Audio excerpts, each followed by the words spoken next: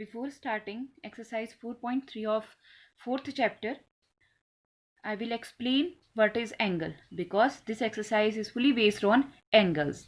So, angle is made up of two rays starting from a common initial point. An angle is made up of two rays starting from a common initial point. तो अब हम इसे draw कैसे करते हैं? हमने कहा कि टू रेज से बना होगा और एक कॉमन पॉइंट होगा. तो एक रे ये ड्रॉ करी, ये रे ओ ए नेम लेते हैं, ठीक है. ये रे है बिकॉज इसका जो एक पॉइंट है ओ वो फिक्स है, हम इसे यहाँ की ओर एक्सटेंड नहीं कर सकते. हम एक पॉइंट जो ए पॉइंट है इसको हम आगे की ओर बढ़ा सकते हैं.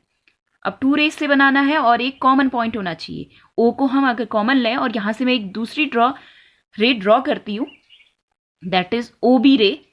तो ये क्या बना? एक एंगल. इसको नेम देते हैं. देखो जहां पे बीच में बना रहेगा उसे कहेंगे एंगल ओ. यहाँ पे बना हुआ दिख रहा है, ऐसा फिगर दिख रहा है, ठीक है. तो नेमिंग या तो हम एंगल ओ लिखें या जहां पे एंगल बन रहा है उसे हम बीच में रखते हैं. ओ को बीच में रखा, नेमिंग दी ए ओ बी. और एंगल के लिए नोटेशन है ऐसा सिंबल, या आप ऐसे भी लिख सकते हो एंगल बी ओ ए. बस ध्यान रखना है कि जहां पे एंगल बना है, जिस पॉइंट पे एंगल बन रहा है वो आपको बीच में रखना है. ओके.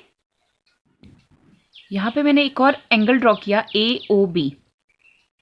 टू रेस से बना है और ओ पॉइंट कॉमन है. जो ये कॉमन इनिशियल पॉइंट है इसे हम वर्टेक्स ऑफ द एंगल भी कहते हैं. Vertex of the angle. And जो रे से, जिन रे से बना हुआ है, दैट मीन्स ओ ए रे एंड ओ बी रे, ये इसके लिए कहलाएंगी इस एंगल के आर्म्स और side of the angle.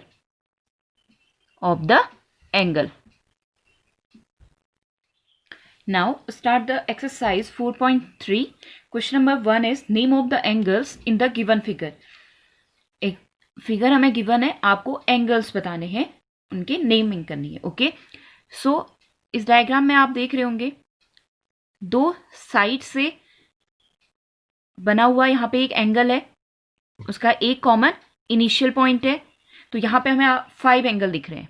Angle A, angle B, angle C and angle D.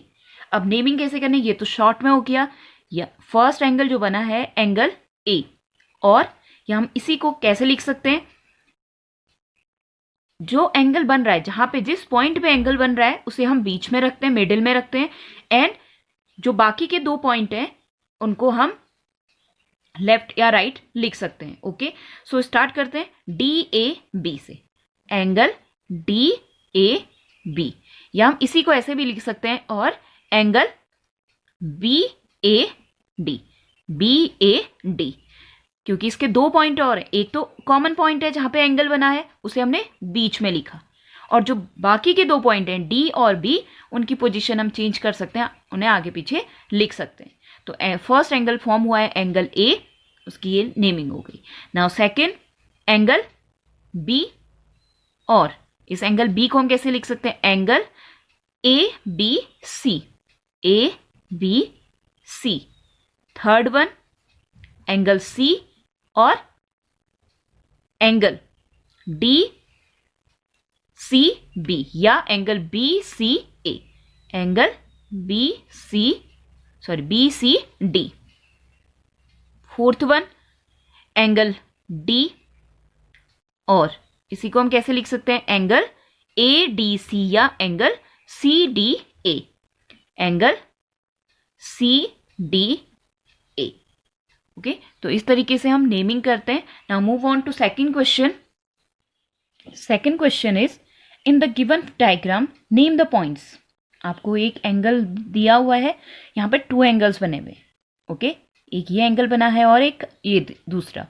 तो आपको नेमिंग करनी है पॉइंट्स की in the interior of angle DOE। तो सबसे पहले देखते हैं एंगल DOE बना कहाँ है, DOE। तो ये एंगल है DOE, इसके इंटीरियर में जो पॉइंट है उसका नाम बताना है।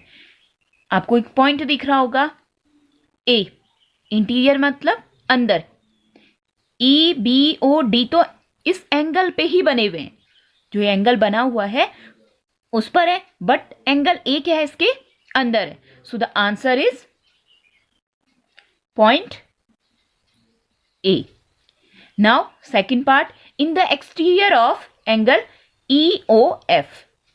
EOF कुछ इस तरीके से है angle EOF।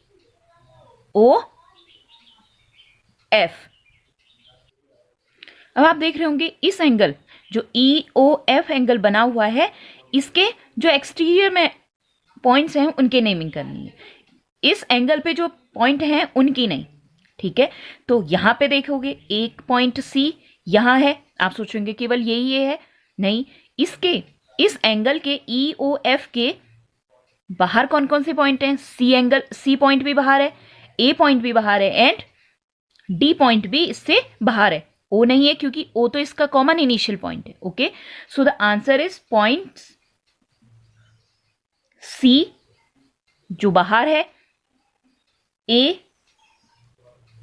And D, D भी तो इससे बाहर ही है।